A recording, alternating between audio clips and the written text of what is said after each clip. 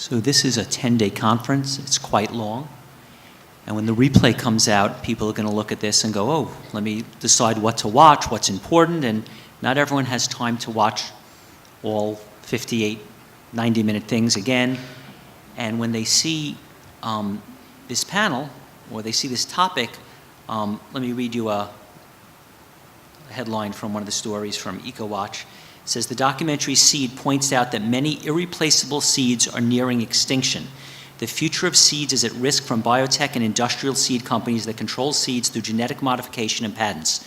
So when these people go and they see the replay and they're busy and they got things going on and everything, and they hear the topic of running out of seeds and they say, well, that really doesn't seem like a big deal. I only eat a few types of cucumbers, and it doesn't really seem like a big deal that we don't have as many seeds. So what is the big deal? And I mean, sure, it's nice to have a lot of varieties, but what's the real big deal? So what if we have, went from 1,000 varieties of apples to 5? Like, what's so bad about that?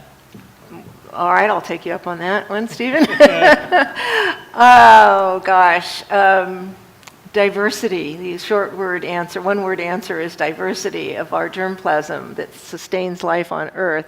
I used to say that seeds were our silent partners in helping life survive on Earth, but now I've heard so much about the gut and I've heard so much about soil, and I'm thinking that microbial life is really our most best silent partner. So I have to change my line on that one. But we do have all these silent partners that support life on Earth. And one of the ways is through microbial and genetic diversity. So that when you have a disease or a pathogen come in and wipe out part of it, you've got plenty of other life forms that take over. I'm sure this happens in your work as well, right? So with seeds, you have a corn blight, you have to have that seed of the corn that's resistant to the blight, that comes along. So if you only have 3 or 4 seeds left, you're really stuck, because you will be deprived of the immune response of the earth, basically. This genetic diversity is the immune response of the earth, where seeds growing in place, I talk in my talk about this 85,000 sub-varieties of corn in the Oaxaca area of Mexico, where there's corn varieties that can do everything. They can withstand density and wind and drought, and there's even a corn variety that fixes its own nitrogen, so the soybean farmers will be unhappy about that, if they knew.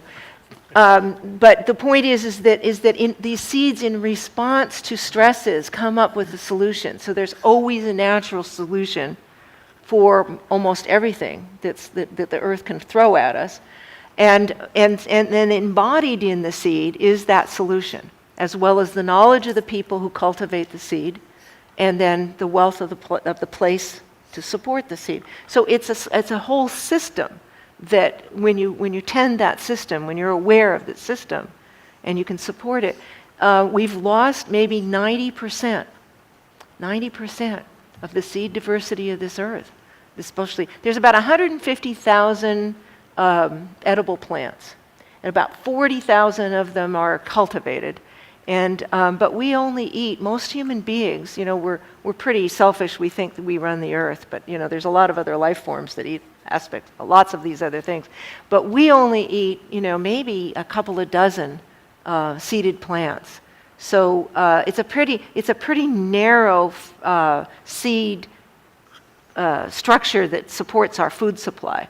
And of those, but each one of those, there's maybe 140,000 varieties of rice, and there's, so each one of those has a magnificent blossoming of its genetic diversity, but because of the way we live and farm, and because of the corporate control of the seed supply, and because of ignorance, to be honest with you, just one more thing. One of the things I really loved writing my book was meeting people who devoted their life to the pea. These are people who are so devoted to one plant, and they knew everything about that plant. Well, we've lost that because we've turned all of our science into the computational and the laboratory. We've lost the expertise of people who truly love what they work on. I think this is also, the loss of expertise is part of the problem. So if we don't know, we have that genius of Luther Burbank who could tell by looking at a plant, that it was different. We don't have that so much anymore because of our technological affection which is a kind way to talk about this terrible thing that we're doing. But so I think it's not just the seed itself that we're losing. We're losing our love of the seed, and we're losing our knowledge of the seed. And these things have to be brought back, which is why last night, which is why I encouraged when we were talking, I think, in the first panel, Stephen, when we talked about how we educate children. I've been thinking about this ever since you asked that question.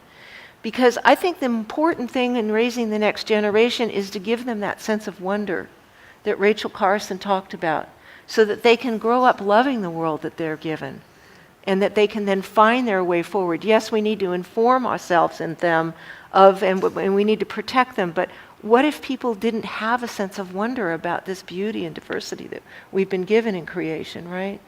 And so I think that's what children need to do, so that they might grow up and say, I want to devote my life to the pea. That would be really nice.